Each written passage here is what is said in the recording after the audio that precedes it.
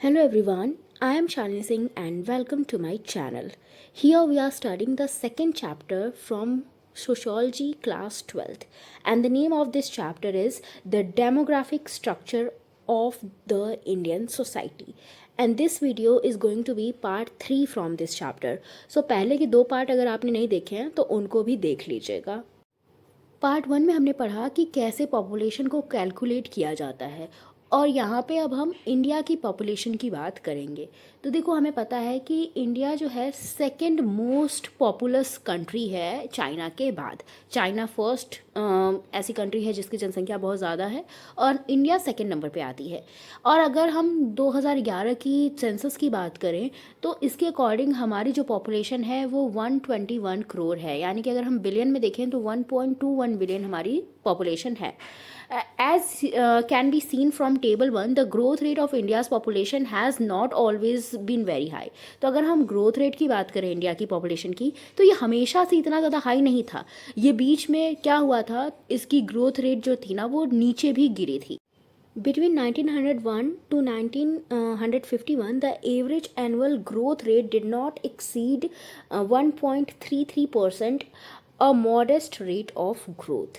देखो, जो ये समय था 1901 से लेके 1951 तक का, इस बीच में जो एनुअल ग्रोथ थी हमारी पॉपुलेशन की वो 1.33% से ज़्यादा नहीं गई। इसका मतलब जो ग्रोथ रेट थी ना वो मॉडेस्ट थी, नॉर्मल थी।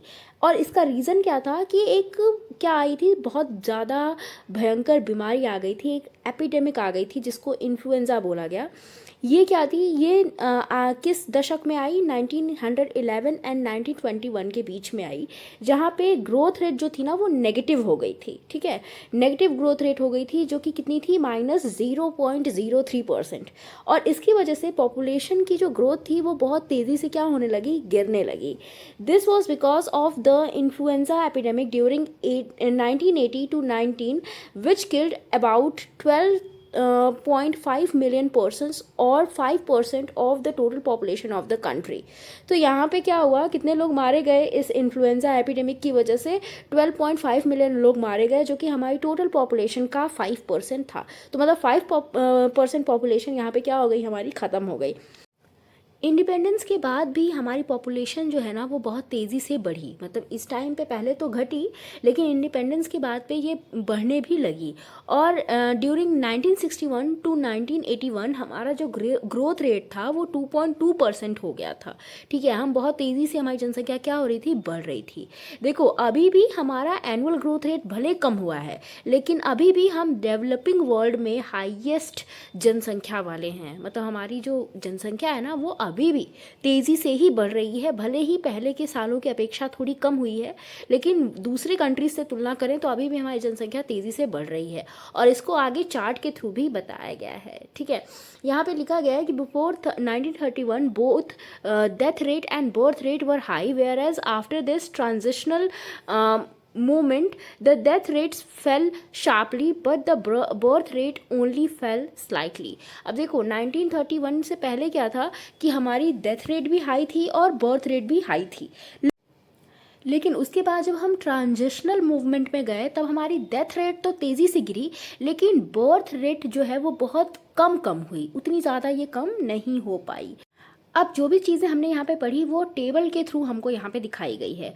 20th सेंचुरी में पॉपुलेशन ग्रोथ कैसी हुई वो यहाँ पे बताया गया है। ईयर यहाँ पे दिए गए हैं हर 10 साल के बाद का, और यहाँ पे पॉपुलेशन दी गई है मिलियंस में। उसके बाद एनुअल ग्रोथ रेट बताई गई है और डिकेडल ग्रोथ रेट बताई गई है, मतलब हर 10 साल पे कितनी हमारी ग्रोथ रेट थी वो बताई गई है। ठीक है, इसको एक बार आप देख लेना। और अब ये जो चार्ट है ना, देखो इसमें ध्यान से देखो, ये जो रेड वाला है ये हमारा डेथ रेट है, और ब्लू वाला क्या है, ये हमारा बर्थ रेट है। इस चार्ट में आप ध्यान दोगे तो यहाँ पे 1911 से 1920 के बीच में जो हमारी डेथ रेट और बर्थ रेट है, दोनों क्या थी, एकदम बराबर थी। ठीक है, लेकिन उसके बाद डेथ रेट में तेज़ी से गिरावट आई है, लेकिन बर्थ रेट में उतनी तेज़ी से गिरावट नहीं आई है। ठीक है, कहीं कहीं ये गिरा है तो कहीं कहीं ज़्यादा भी हुआ है। यहाँ देखो ज़्यादा हुआ है, फिर धीरे धीरे ये भी गिरना शुरू हुआ है, लेकिन उतनी तेज़ी से नहीं जितनी तेज़ी से हमारी डेथ रेट गिरी है। इसी वजह से जनसंख्या जो है ना वो बढ़ रही है हमारी। ठीक है, और यही चीज़ यहाँ पे बताया गया है। The principal reasons for the decline in death rate after 1921 was increased level of control over famines and epidemic diseases. देखो 1921 के बाद जो हमारी डेथ रेट है ना उसमें एक गिरावट देखने को मिली। क्यों? क्योंकि हमने डिजीज़ेस पे कंट्रोल कर लिया था, हमने अपनी मेडिकल फैसिलिटीज़ को और अच्छा करने की कोशिश की थी, और जो भी अकाल वगैरह थे हमने उस पर भी क्या किया था, कंट्रोल कर लिया था, जिसकी वजह से डेथ रेट में एक गिरावट देखने को मिली, लोग मरने से बचने लगे। ठीक है, the latter cause was perhaps the most important. अब इसके बाद का जो दूसरा कारण है कि डेथ रेट गिरी वो ज़्यादा इंपॉर्टेंट है। The major epidemic diseases in the past were fevers of various sorts, plague, smallpox and cholera। तो देखो जो एपिडेमिक्स थी पहले की उसमें ज़्यादातर फीवर ही होते थे, चाहे स्मॉल पॉक्स की वजह से हो, कॉलरा की वजह से हो, but the single biggest epidemic was the influenza epidemic of 1918 to 1919 was killed as many as 125 lakh people or about 5% of total population of India at that time। लेकिन जो इन्फ्लुएंजा एपिडेमिक आया ना उसने बहुत ज़्यादा नुकसान किया, हमारी लगभग 5% पॉपुलेशन क्या हो गई, ख़त्म हो गई। अब यहाँ पे ये बताया गया है कि इस इन्फ्लुएंजा एपिडेमिक को स्पेनिश फ्लू भी कहा जाता था। अब यहाँ पे इन्फ्लुएंजा पेंडेमिक के बारे में बताया गया है। देखो जो इन्फ्लुएंजा है ना वो एक वायरस की वजह से होता है, और ये वायरस कहाँ पे हमला करता है, हमारे रेस्पिरेटरी ट्रैक्ट पे हमला करता है, जैसे नाक हो गई, गला हो गया, लंग्स हो गया, इन पे हमला करता है। और ये जो वायरस है ना ये इस तरह का होता है कि ये अपने आप में थोड़ी सी बदलाव करता रहता है, और इसका इम्यून जो है ये अपने आप में बदलाव करके अपने इम्यून सिस्टम को ऐसा बना लेता है कि इस पर वैक्सीन का भी उस समय असर नहीं हो रहा था। 3 times in the last century the influenza virus have undergone major genetic changes resulting in global pandemics and large tolls in term of both disease and death। तो यहाँ पे क्या था कि यहाँ पे इन्फ्लुएंजा वायरस जो था ये इतने ज़्यादा चेंजेस इसमें हुए कि ये इसने क्या कर लिया, ग्लोबल पैंडमिक का रूप ले लिया, और इससे डिजीजेस भी बहुत तेज़ी से फैली और डेथ भी हुई। The most infamous pandemic was Spanish flu, which affect large part of the world population and is thought to have killed at least 40 million people in 1980 to 1990। तो यहाँ पे जो ये पेंडेमिक था, जो ये इनफेमस पेंडेमिक था, बहुत ही कुख्यात पेंडेमिक था जिसका नाम था स्पेनिश फ्लू, जिसने क्या किया था 1918 से 1919 के बीच में हमला किया था, और वर्ल्ड की लगभग 40 मिलियन पॉपुलेशन को इसने क्या कर दिया था, मार दिया था। More recently 2 other influenza pandemics occurred in 1957 Asian influenza and 1968 Hong Kong influenza was caused significantly morbidity and mortality globally। तो यहाँ पे इसके बाद भी जो डिजीज़ आई, जो 2 तरह की इन्फ्लुएंजा आई, एक तो एशियन इन्फ्लुएंजा थी, दूसरी हांगकांग इन्फ्लुएंजा थी। तो ये जब आई तो इसने भी क्या क्या नुकसान किया, लेकिन सबसे ज़्यादा बदनाम जो था ना वो स्पेनिश फ्लू था। और यहाँ पे डेटा दिया गया है, इसको एक बार आप पढ़ लेना, ठीक है। अब यहाँ पे देखो इसके बाद चैप्टर में आगे क्या बताया गया है कि improvement in medical cures of these diseases, programs for mass vaccination and efforts to improve sanitation help to control epidemics। तो हमने अपनी मेडिकल जो इलाज है उसमें सुधार लाया, हमने वैक्सीनेशन करवाई, साफ़ सफाई रखी, जिसकी वजह से एपिडेमिक्स पे क्या किया गया, कंट्रोल किया गया। However diseases like malaria, tuberculosis, diarrhoea and dysentery continue to kill people even today. लेकिन और भी बहुत सारी डिजीजेस हैं जैसे मलेरिया है, टीबी है, जिसकी वजह से आज भी लोग मरते हैं। लेकिन जो संख्या है ना मरने वालों की वो क्या हो गई है, कम हो गई है पास्ट की तुलना में।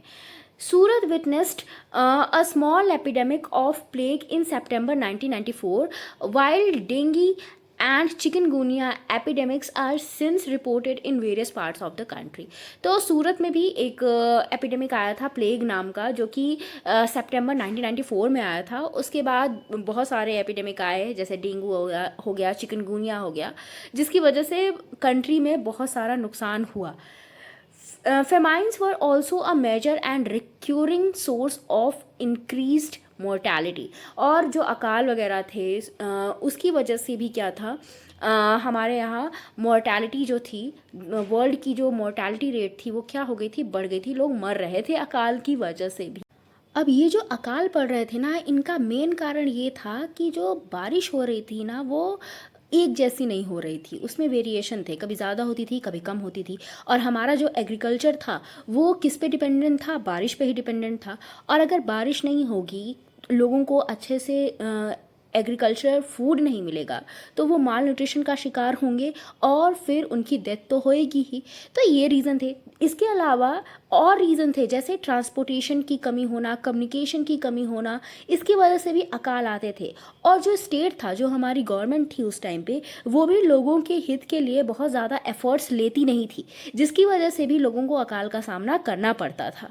देखो, यहाँ पे स्कॉलर थे अमर्त्य सेन, जिन्होंने एक बात एकदम साफ साफ कही थी कि अकाल इसलिए नहीं पड़ते कि हमारे यहाँ फूड ग्रेन की शॉर्टेज है, फूड ग्रेन का प्रोडक्शन कम हो रहा है, नहीं। अकाल इसलिए पड़ते थे कि हम उनको क्या करते थे, लोगों तक पहुँचा नहीं पाते थे।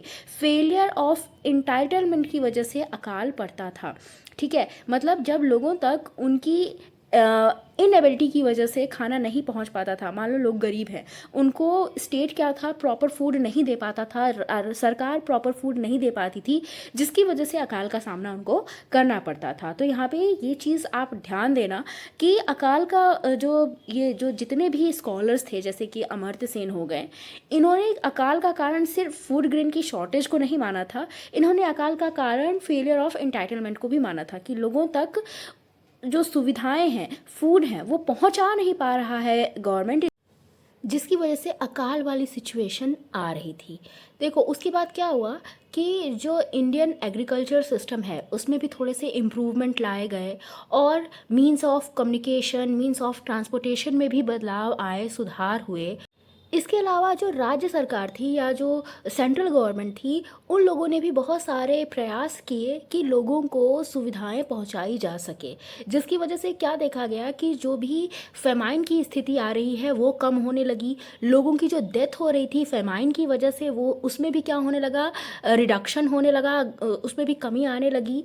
लेकिन अभी भी बहुत सारे ऐसे कंट्रीज़ हैं, ऐसे एरियाज़ हैं जहाँ पे स्टार्वेशन की वजह से, भूखमरी की वजह से जो है डेथ देखने को मिल रही है, लोग भूखे मर रहे हैं। और इसके लिए इंडिया के साथ साथ और भी बहुत सारी ऐसी कंट्रीज़ हैं जो कि ऐसे नियम ला रही हैं, ऐसे एक्ट्स ला रही हैं, जिसके थ्रू लोगों तक खाना पहुंचाया जा सके या उनकी ज़रूरत की चीज़ें पहुंचाई जा सके। The Mahatma Gandhi National Rural Employment Guarantee Act is the latest state initiative to tackle the problem of hunger and starvation in rural areas. तो रूरल एरियाज़ में, जो ग्रामीण क्षेत्र हैं, वहाँ पे जो स्टार्वेशन की, भूख की प्रॉब्लम है, उसको टैकल करने के लिए एक लेटेस्ट इनिशिएटिव आया था, जिसका नाम था Mahatma Gandhi national rural employment guarantee act, जिसमें लोगों को क्या दिया जाता था, एम्प्लॉयमेंट दिया जाता था, रोजगार दिया जाता था। किन लोगों को? उन लोगों को जो लोग गांव में रह रहे हैं। Unlike the death rate, the birth rate has not registered a sharp fall. अब देखो, डेथ रेट में तो गिरावट आ गई, लेकिन जो बर्थ रेट है ना, उसमें इतनी ज़्यादा गिरावट देखने को नहीं मिली, जिसकी वजह से हमारी जो पॉपुलेशन है ना, उसमें क्या हुआ, एक बढ़ाव देखने को मिला, मतलब हमारी पॉपुलेशन वो बढ़ने लगी। This is because the birth rate is a socio-cultural phenomena that is relatively slow to change. देखो, बर्थ रेट को कम करना ना इतना इजी नहीं है। क्यों? क्योंकि ये जो बर्थ रेट है, ये एक सोशो कल्चर फिनोमिना है, मतलब इस पे सोसाइटी का और हमारे कल्चर का असर पड़ता है। बहुत जगह बहुत लोगों को आप मना नहीं कर सकते कि वो बर्थ रेट को क्या करें, रिड्यूस करें, कम बच्चे पैदा करें। आप सिर्फ उनमें अवेयरनेस ला सकते हो।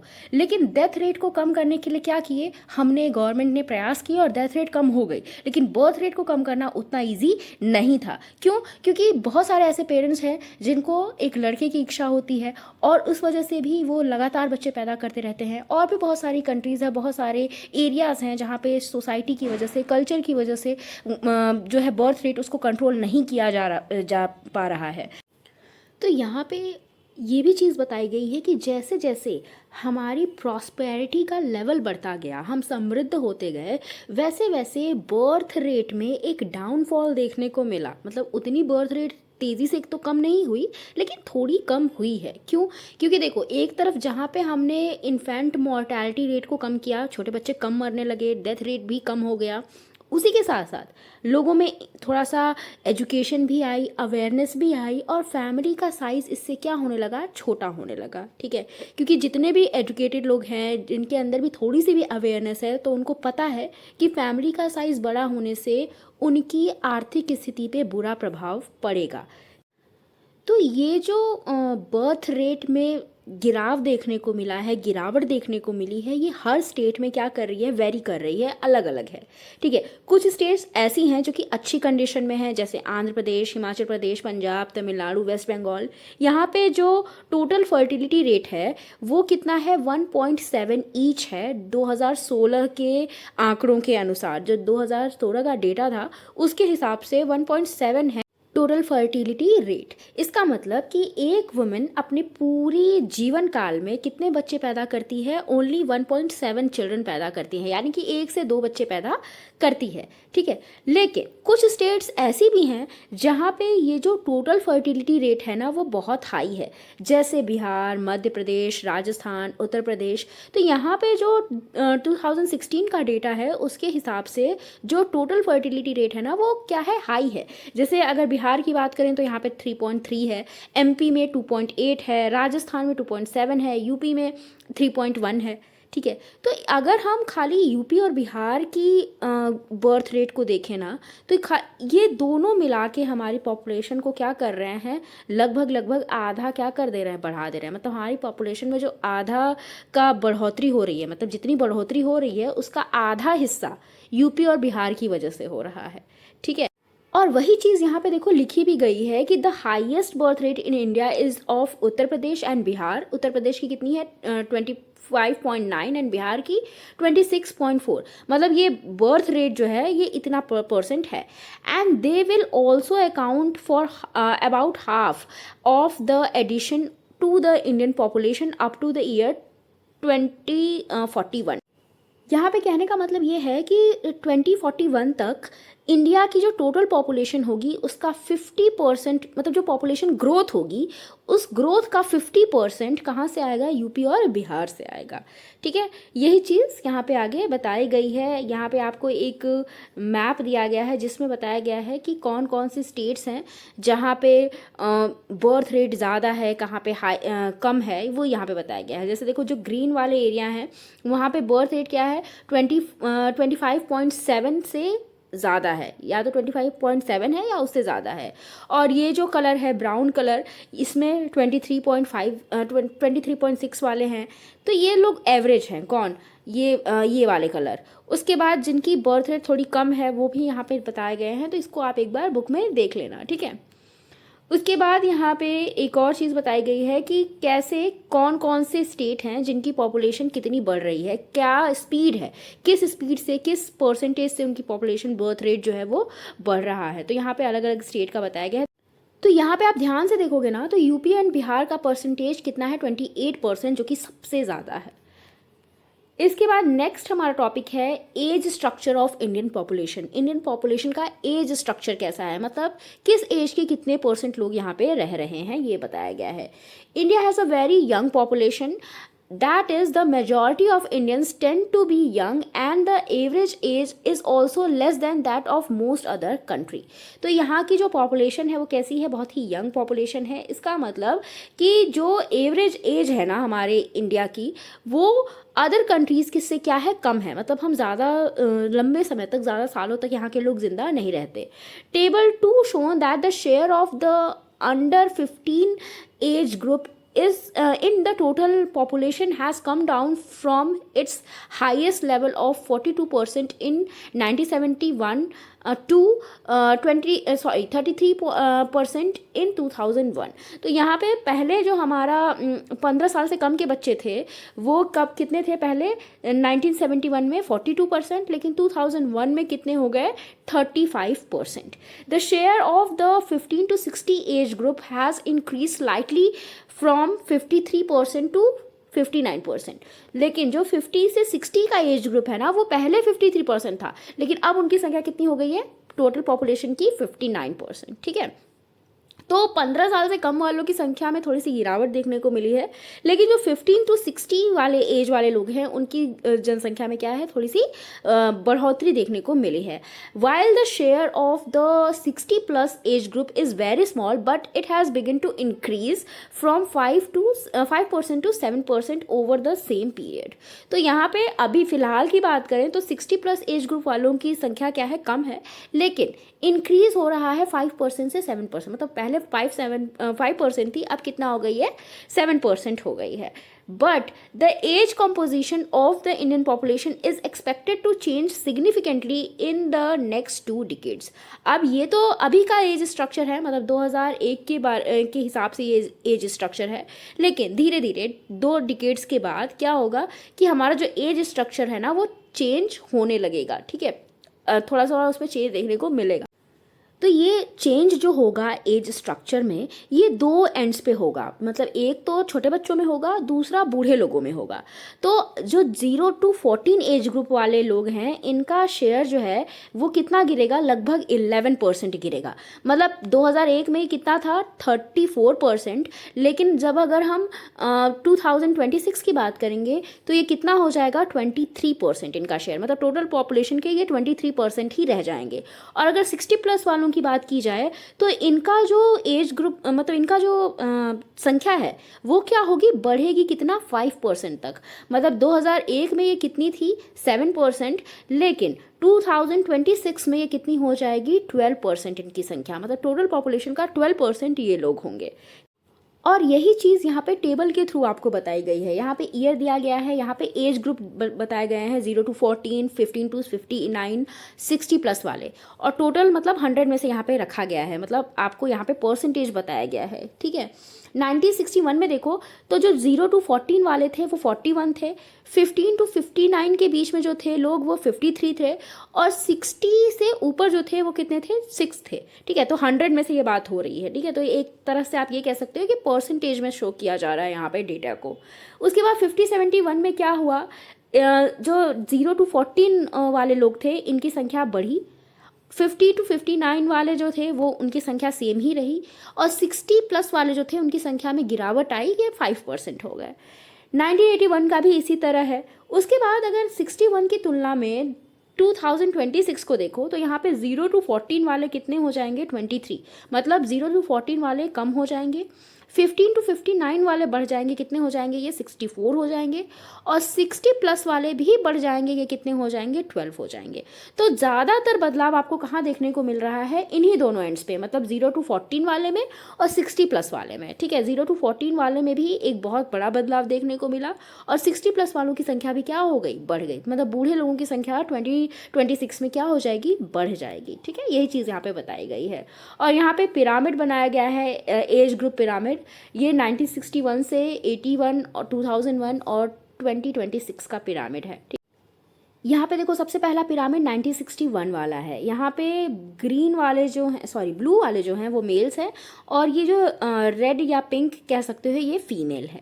और यहाँ पे आपको परसेंटेज बताया गया है, और ये जो है आपका ईयर यहाँ पे बताया गया है। ठीक है, इसको मैं देखना आपको बता दे रही हूँ।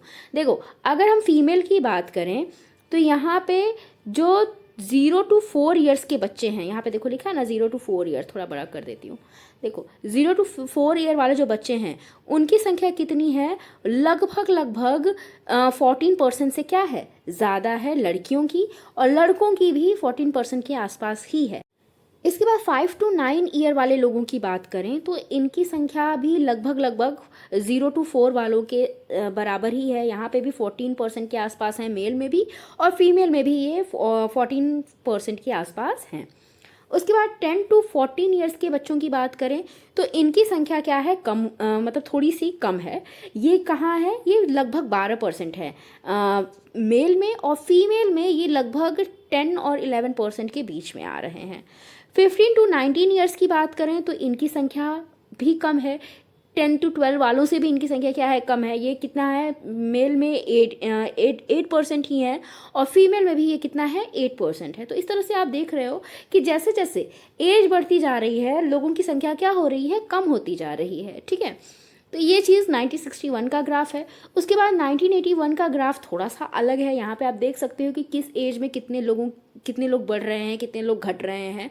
तो आप कंपेयर कर सकते हो अलग अलग पिरामिड को। फिर 2001 वाला भी है, यहाँ पे भी आप देख रहे हो, यहाँ पे धीरे धीरे एकदम जैसे लगातार जो है गिरावट आती जा रही है। ठीक है, बाकियों में क्या है कि गिरावट आई है, लेकिन कहीं कहीं पे बढ़ भी रही है संख्या। मतलब कुछ कुछ एज ग्रुप में क्या है, संख्या बढ़ी भी है। लेकिन जैसे जैसे यहाँ पे 2001 में एज बढ़ती जा रही है, वैसे वैसे संख्या क्या होती जा रही है, लोगों की कम होती जा रही है। फिर 2026 में भी देखो, यहाँ पे भी क्या है, संख्या इसका यहाँ का पिरामिड बिल्कुल ही अलग है। यहाँ पे इन डिफरेंट पिरामिड के थ्रू हमें ये बताने की कोशिश की गई है कि कैसे हमारा जो एज स्ट्रक्चर है उसमें चेंज आता गया है।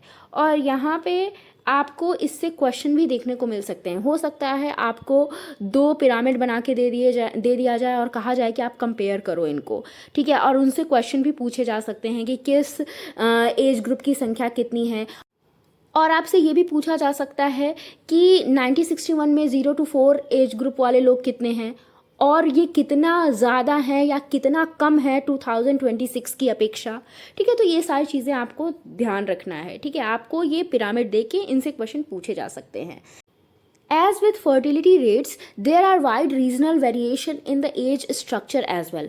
देखो जो ये एज स्ट्रक्चर है ना, इसमें रीजनल वेरिएशन भी देखने को मिलते हैं। मतलब हो सकता है किसी स्टेट में जो एज स्ट्रक्चर है वो अलग है, किसी स्टेट में अलग है। हो सकता है कहीं पे बूढ़े लोगों की संख्या ज़्यादा है, हो सकता है कहीं पे बच्चों की संख्या ज़्यादा है। ठीक है, तो ये वेरिएशन भी आपको अलग अलग स्टेट में देखने को मिल सकते हैं। While a state like Kerala is beginning to acquire an age structure like that of the developed countries, Uttar Pradesh present a very different picture with high proportion in the younger age group and relatively low proportion among the age। तो यहाँ पे ये बताया गया है कि जो केरल का एज स्ट्रक्चर है ना, वो डेवलप्ड कंट्री की तरह है। लेकिन वहीं पे अगर हम यूपी की बात करें, उत्तर प्रदेश की बात करें, तो यहाँ पे यंगर एज ग्रुप जो है उनकी संख्या ज़्यादा है, एज्ड पर्सन्स जो हैं उनकी संख्या क्या है, कम है। मतलब एज्ड पर्सन्स की अपेक्षा यंगर एज ग्रुप की संख्या क्या है, ज़्यादा है। तो इंडिया में देखो, केरल जैसे भी स्टेट्स हैं, यूपी जैसे भी स्टेट्स हैं, तो इन दोनों का असर इंडिया की टोटल पॉपुलेशन पे पड़ेगा। तो यहाँ पे अब केरल और यूपी को कंपेयर किया गया है। तो सबसे पहले 2026 में बताया गया है, एक अनुमान लगाया गया है कि यूपी की जनसंख्या कुछ ऐसी होगी जिसमें बर्थ रेट तो हाई होंगी, और हमारी जो ये कार्यशील जनसंख्या है, मतलब जो वर्किंग पॉपुलेशन है, वो भी क्या होगी, ज़्यादा होगी। लेकिन जो एज्ड पर्सन्स हैं उनकी संख्या क्या है, वो कम होती जा रही है। क्यों? क्योंकि हमारे पास उतनी ज़्यादा, अभी भी यूपी में उतनी ज़्यादा हेल्थ फैसिलिटीज़ नहीं होगी। एडुकेशन का यूपी बिहार में आपको पता है कि यहाँ पे एडुकेशन उतना ज़्यादा नहीं है जितना केरला में है। क्यों? क्योंकि केरला की जनसंख्या वैसे भी यूपी से बहुत कम है, फैसिलिटीज़ वहाँ पे ज़्यादा है यूपी की अपेक्षा।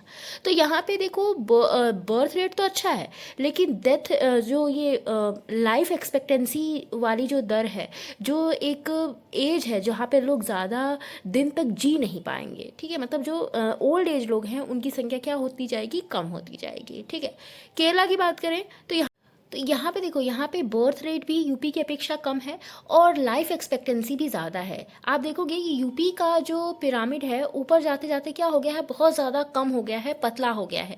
लेकिन केरला का देखो, ऊपर जाके भी उतना पतला नहीं हो गया है। मतलब यहाँ पे एज्ड पर्सन्स भी हैं। ठीक है, यूपी की अपेक्षा, ये नहीं कि यूपी की तरह एकदम कम होते जा रहे हैं एज्ड पर्सन्स। जैसे यहाँ पे देखो, तुलना करो तो देखो, यहाँ पे 0 to 4 वाले जो बच्चे हैं वो कितने हैं, 10% हैं। मतलब 10% मेल हैं और फीमेल भी लगभग 9% है। लेकिन जैसे ही हम 80+ पे गए, यहाँ पे जो संख्या है वो बहुत कम हो जा रही है, 1 से 2 के बीच में, 1 से 2% के बीच में हो जा रही है, मेल की भी और फीमेल की भी। और लेकिन अगर हम केरला की बात करें तो केरला में देखो, यहाँ पे जो छोटे बच्चे हैं 0 to 4 वाले, इनकी संख्या क्या है, 6 है मेल की, फीमेल की भी 6 से थोड़ी सी कम है। लेकिन जैसे ही हम 80+ में जाएंगे, यहाँ पे जो संख्या है वो क्या है, देखो, वो भी 2 से ज़्यादा है, मेल की भी और फीमेल की भी 2 से ज़्यादा है। तो इससे ये समझ में आ रहा है कि जिस अनुपात में यहाँ लोग जन्म ले रहे हैं, उस अनुपात में वृद्ध लोगों की संख्या भी है। क्यों? क्योंकि ये एकदम डेवलप्ड कंट्री की तरह इसका पिरामिड है। ठीक है, इसका पिरामिड कैसा है, एकदम जैसे डेवलप्ड कंट्री कंट्रीज़ होती हैं उनके पिरामिड जैसा है, जिनके पास अच्छी हेल्थ फैसिलिटीज़ है, अच्छी एजुकेशन है, तो जिसकी वजह से उनका पिरामिड एज स्ट्रक्चर जो है जनसंख्या का वो अच्छा होता है। और वही सेम चीज़ केरला के साथ भी है, लेकिन यूपी के साथ थोड़ा सा अलग है। अब इंडिया की बात करें तो इंडिया में यूपी जैसे भी स्टेट है, केरला जैसे भी स्टेट है, तो इन दोनों की पॉपुलेशन का असर, इन दोनों के एज स्ट्रक्चर का असर पूरे इंडिया के एज स्ट्रक्चर पे पड़ेगा। ठीक है, तो यहाँ पे ये चीज़ बताई गई है। The bias towards younger age group in the age structure is believed to be an advantage for India. तो अगर यहाँ पे यंगर एज ग्रुप के लोग ज़्यादा हैं तो ये इंडिया के लिए क्या हो गई, एक एडवांटेज हो गई। क्यों? क्योंकि यंगर एज के लोग ज़्यादा हैं तो इसका मतलब वर्किंग पॉपुलेशन क्या है, ज़्यादा है, काम करने वाले हमारे पास ज़्यादा हैं।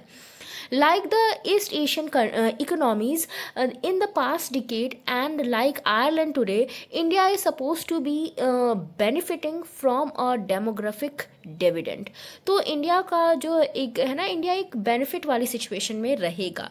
The dividend arise from the fact that the current generation of working age people is a relatively large one and it has only a relatively small preceding generation of old people to support.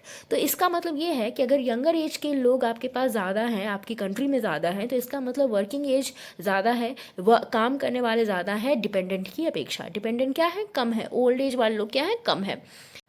लेकिन ये जो advantage है ना, ये automatic नहीं है, मतलब इसके लिए हमें कोई प्लान करना पड़ेगा, पॉलिसीज़ लानी पड़ेंगी, जो कि आगे बताया गया है। अब यहाँ पे देखो एक क्वेश्चन पूछा गया है कि does the changing age structure offer a demographic dividend for India.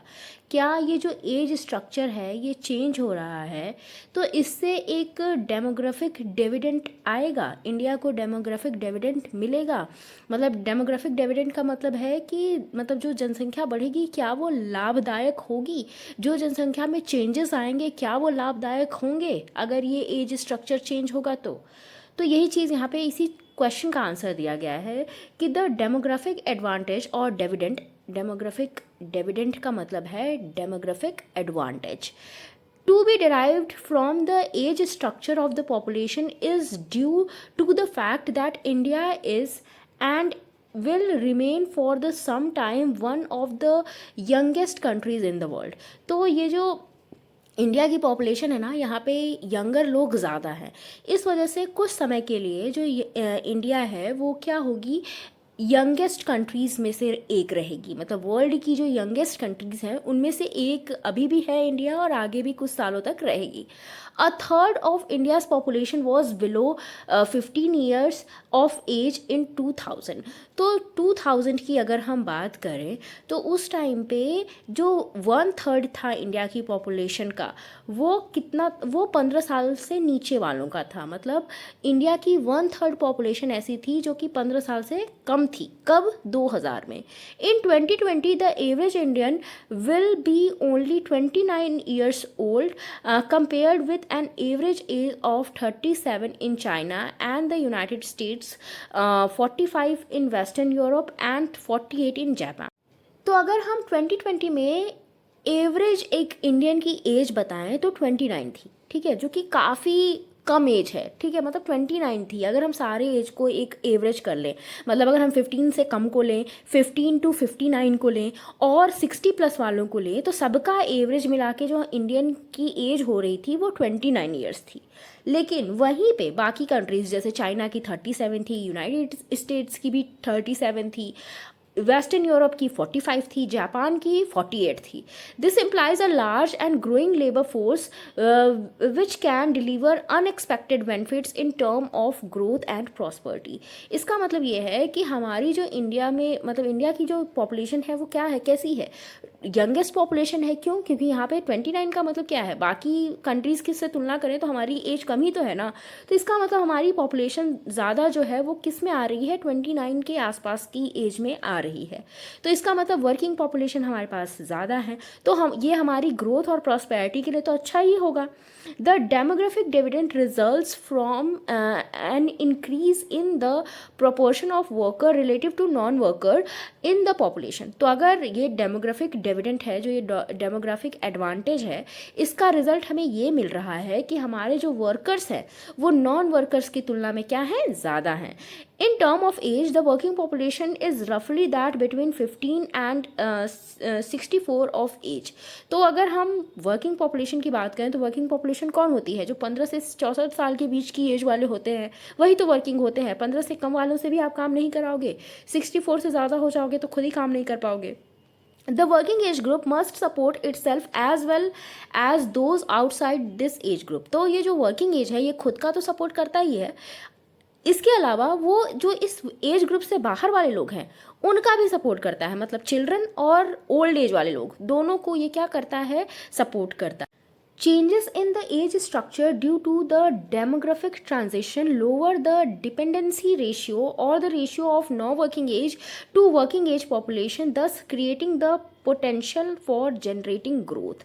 तो अगर ये जो एज स्ट्रक्चर है इस तरह से चेंज हो रहा है जिसमें वर्किंग एज की संख्या क्या है, ज़्यादा हो रही है और नॉन वर्किंग की संख्या कम हो रही है, इसका मतलब हमारा जो है ग्रोथ क्या हो रही है, बढ़ रही है। मतलब हम ग्रोथ जनरेट करने के काबिल बन रहे हैं, ठीक है, क्योंकि वर्किंग लोग ही तो क्या करेंगे, ग्रोथ लाएंगे, प्रॉस्पेरिटी लाएंगे। But this potential can be converted into actual growth only if the rise in the working age group is accompanied by increasing level of education and employment।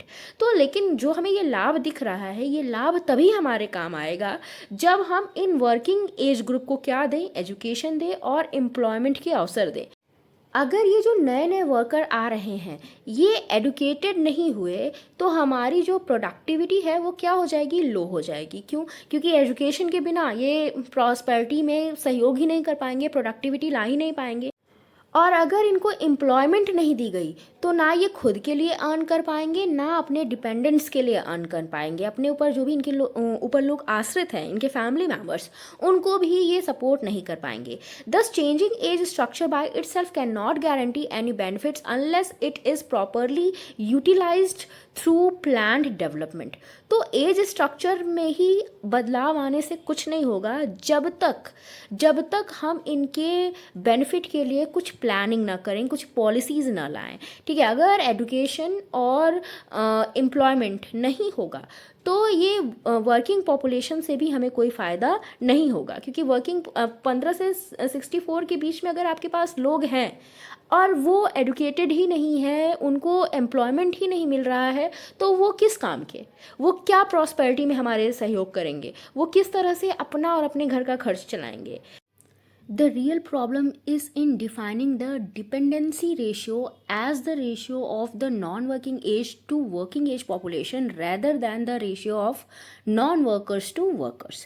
तो देखो, जब हम ये जो डिपेंडेंसी रेशियो पता कर रहे हैं तो यहाँ पे हमें नॉन वर्किंग एज और वर्किंग एज पॉपुलेशन को नहीं देखना, हमको एज को नहीं देखना, हमको ये देखना है कि कितने लोग काम कर रहे हैं, कितने लोग नहीं कर रहे हैं, चाहे वो किसी भी एज के हों। लेकिन हम यहाँ पे क्या कर रहे हैं, जब भी हम डिपेंडेंसी रेशियो देखते हैं तो हम बेसिकली किस पे फोकस करते हैं, एज पे फोकस करते हैं। लेकिन हमको एज पे फोकस नहीं करना, क्योंकि हो सकता है ना कि बहुत सारे लोग हैं जो 15 to 64 के बीच में हों, वर्किंग पॉपुलेशन हो, लेकिन हो सकता है उनके पास एम्प्लॉयमेंट नहीं हो, उनके पास रोज़गार नहीं हो, वो एडुकेटेड नहीं हो। तो इसी वजह से आप ये नहीं कह सकते, जो डिफाइनिंग का तरीका है ना वो हमें बदलना होगा।